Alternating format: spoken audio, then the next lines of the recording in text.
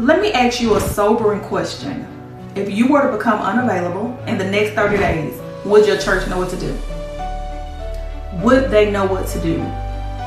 Who communicates with the members and keep them updated through the entire process? We want to know what's going on.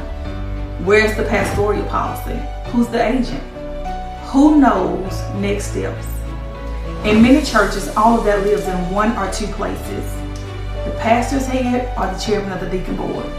But Proverbs 27 and 23 tells us to be diligent, to know the state of your flock, and to attend to your herds. Diligence requires visibility. Visibility requires systems.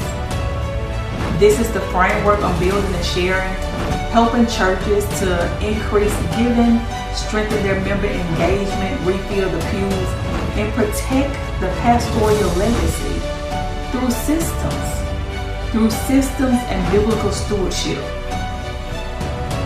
Order is how ministries stay healthy.